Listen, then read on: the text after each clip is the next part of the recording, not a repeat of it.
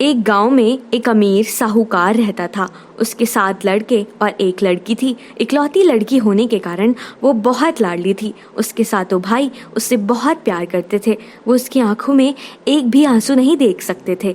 साहूकार की पुत्री अपने भाइयों की इकलौती बहन थी। इस वजह से उसे सभी भाई बहुत प्रेम करते थे। वो साथ खेलते थे और अपनी बहन को कभी कोई तकलीफ नहीं होने देते थे।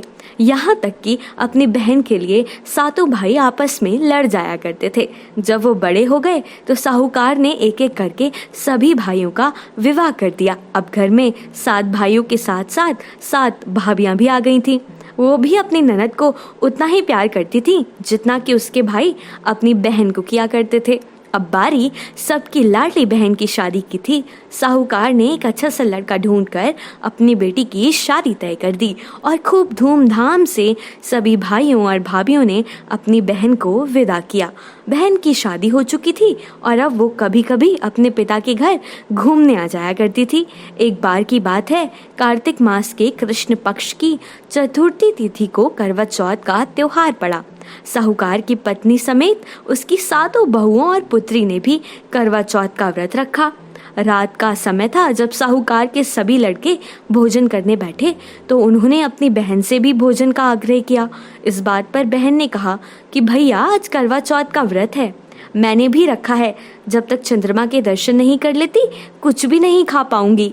चांद के निकलने के बाद उसे अर्घ दूंगी और उसके बाद ही अन्न और जल को ग्रहण करूंगी।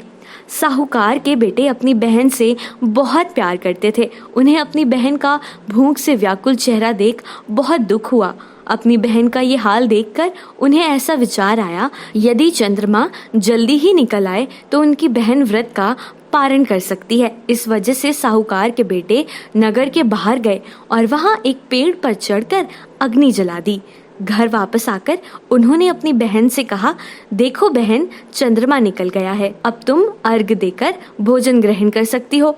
साहूकार की बेटी ने अपनी भाभियों से भी चंद्रमा के दर्शन करके व्रत खोलने को कहा, लेकिन उनकी भाभियों ने इस बात से मना कर दिया और कहा कि चांद अभी नहीं निकला है, ये तो तुम्हारा चांद निकला है। बल्कि उनके भाइयों ने प्रेमवश और बहन को भूख से व्याकुल देखकर नकली चांद दिखा दिया। बहन ने भाभियों की बात को अनसुना कर दिया और अपने भाइयों की बात मानकर भाइयों द्वारा दिखाए गए नकली चांद को अर्घ देकर अन्न और जल ग्रहण कर लिया। इस प्रकार बहन का करवा चौथ का व्रत भंग होने की वजह से भगवान श्री कृष्ण साहूकार की बेटी पर अप्रसन्न हो गए। गणेश जी इस बात पर बहुत क्रोधित हुए।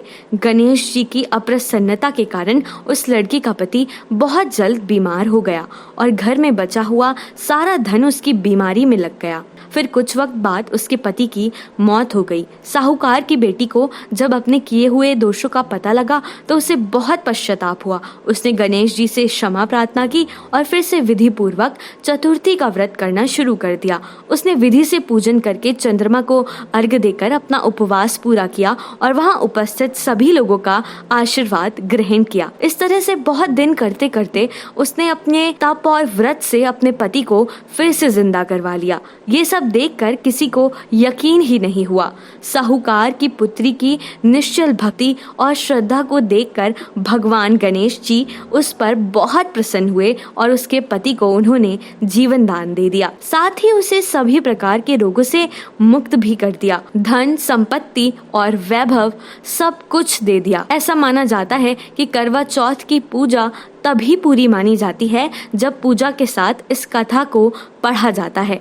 जो भी स्त्रियां करवा चौथ के दिन पूजन के साथ इस कथा को पढ़ती हैं और चंद्रमा को अर्घ देती हैं, करवा माता उनके पति को दीर्घ आयु करती हैं और साहूकार की बेटी की तरह ही उनके पति पर भी सदैव भगवान गणपति की कृपा बनी रहती है। करवा चौथ के दिन इस व्रत का एक कैलेंडर सामने रखकर करवा माता का ध्यान करते हुए अगर स्त्रियां इस कथा को पढ़ती हैं और दूसरों को भी ये कथा सुनाती हैं तो उनका सौभाग्य अखंड बना रहता है। तो ये थी करवा चौथ से जुड़ी कहानी। ऐसी ही और कहानियों को जानने के लिए देखते रहिए किस्से कहानी।